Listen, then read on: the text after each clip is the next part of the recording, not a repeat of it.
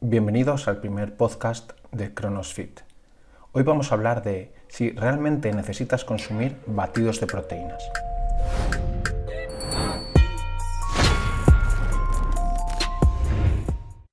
En el mundo del culturismo, el fitness o el CrossFit, depende del ambiente en el que te muevas, está rodeado de mitos sobre la suplementación, y uno de ellos es la mezcla de información contradictoria acerca de los batidos de proteínas. Entonces, ¿necesitamos o no tomar batidos de proteínas post-entrenamiento? Muchos hemos oído en el gimnasio que es necesario el consumo de un batido de proteínas de unos 30 a 40 gramos de proteína en polvo al menos media hora después de la sesión de pesas para aprovechar la ventana anabólica que el ejercicio produce y de esta manera obtener resultados más rápidamente. Sin embargo, no se han encontrado estudios que demuestren a ciencia cierta que los suplementos de hidratos de carbono y proteínas post-entrenamiento sirvan para mejorar el rendimiento deportivo, puesto que los existentes son contradictorios. La creencia es que las proteínas unidas a los carbohidratos, tras el ejercicio físico de fuerza y musculación, hará que nuestros músculos se recuperen antes, porque están hambrientos de micronutrientes. Sin embargo, la existencia de este periodo ventana no se ha demostrado y de haberlo seguramente sea de más de 30 minutos de duración, como demuestra un metaanálisis publicado en Journal of International Society of Sports Nutrition. Dicho metaanálisis investiga el efecto sobre la hipertrofia y la fuerza del consumo de proteína antes y después, menor de una hora, del entrenamiento de resistencia, donde no se demostró evidencia sobre el consumo de la misma beneficiara significativamente la adaptación al ejercicio de resistencia, concluyendo que de existir un periodo periventana anabólico, este sería mayor a una hora. En la actualidad ya hay más estudios que refuerzan esta teoría y parece ser que el periodo ventana existe, pero que es mucho más amplio de una hora y que es más importante el consumo de proteína que realicemos a lo largo del día que no en momentos determinados. La conclusión es, la proteína no importa tanto cuándo se tome, sino la cantidad total diaria que se toma.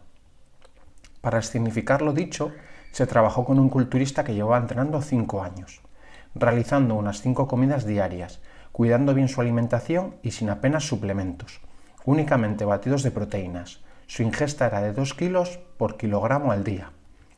Para el estudio se disminuyó esta cantidad de proteínas a 1,4 gramos kilo día, lo que se considera una cantidad no óptima para conseguir el mayor aumento de masa muscular posible.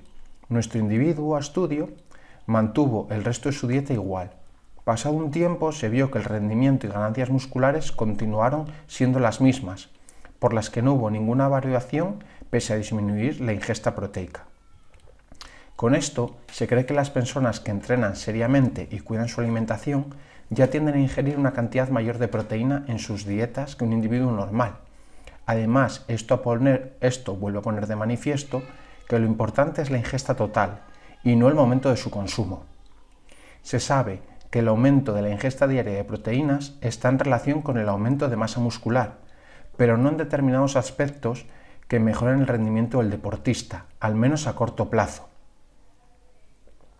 Existen estudios donde se ha observado que durante 6 semanas a 13 hombres y 16 mujeres se les somete a unas dosis de proteína de carbohidratos antes y después del entrenamiento para ver qué efectos tenía sobre su cuerpo ese suplemento pre y post entrenamiento, existiendo, claro, un grupo control. Las conclusiones a las que se llegaron fueron que no existían cambios relevantes a nivel de la composición corporal entre los grupos. Se vio que la capacidad para hacer mejoras disminuye a medida que aumenta el estado funcional y la formación del individuo, y que existe una mayor capacidad de recuperación en los individuos con suplementos, y estos son capaces de realizar un mayor número de repeticiones en los ejercicios tipo ANRAP, es decir, realizar el máximo número de repeticiones posibles en un determinado tiempo. Sin embargo, no existen diferencias significativas en los WODs, es decir, en el trabajo diario, en los que prima el tiempo de finalización. Por lo tanto, la capacidad para hacer mejoras disminuye a medida que aumenta el estado funcional y la formación del individuo.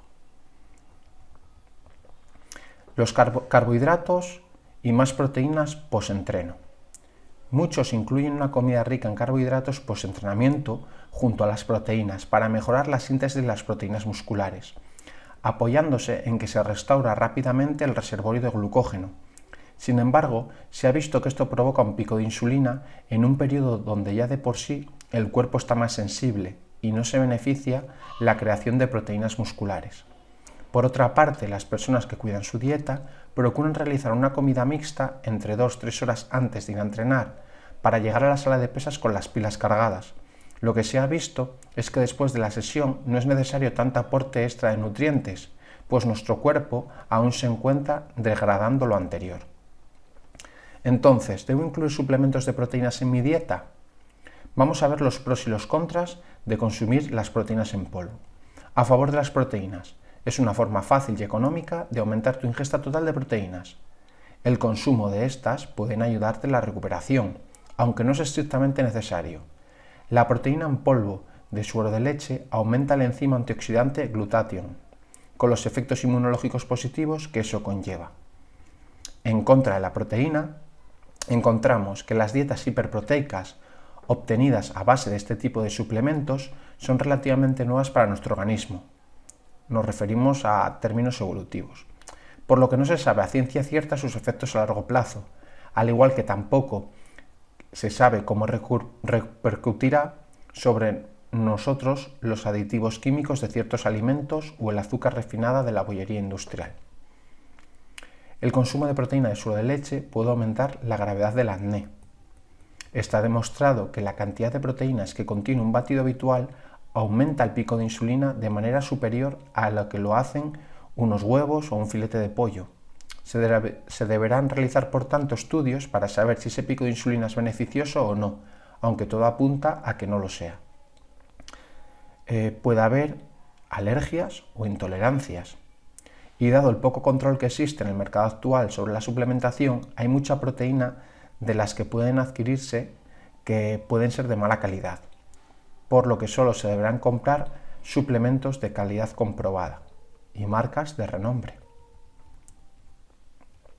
Por tanto, en definitiva, lo que nos interesa, ¿debemos consumir batidos de proteínas o no? Si estás empezando a entrenar, si tu entrenamiento no es muy exigente o si eres capaz de llevar una dieta ligeramente hiperproteica que satisfaga tus necesidades metabólicas, no sería necesario que tomes batidos de proteínas. Tienes que ser crítico contigo mismo y no tirar tu dinero. Los que van al gimnasio con el batido de proteínas nada más terminar de entrenar, pueden estar tranquilos y esperar llegar a casa para reponer energía, ya que esto no va a afectar a su ventana anabólica, ni a su rendimiento, ni a su recuperación. Los hidratos de carbono combinados con proteínas, te darás cuenta que es independiente, porque no está demostrado que ayude a mejorar la síntesis de proteínas musculares. Si decides tomar batidos de proteínas, junto a buena alimentación, descanso y el entrenamiento, sin duda vas a conseguir aumentar tu masa muscular. Vas a recuperar más rápidamente y eso te concederá una ligera ventaja en ciertos ejercicios en tu WOD, en el BOS. Lo más importante, lo mejor es repartir el consumo total de proteínas entre esas 5 o 6 comidas diarias que puedas hacer a lo largo del día. Así evitarás picos de insulina, porque vale más el consumo total y no cuando las consumes. Además, es mucho más saludable, es mucho más fisiológico. Si te han quedado dudas acerca de las proteínas y los batidos, te animo a que nos dejes un comentario en este vídeo y así podremos solucionar cualquier problema que surja. Un saludo, bienvenidos a CronosFit, suscríbete. Chao, hasta el próximo vídeo.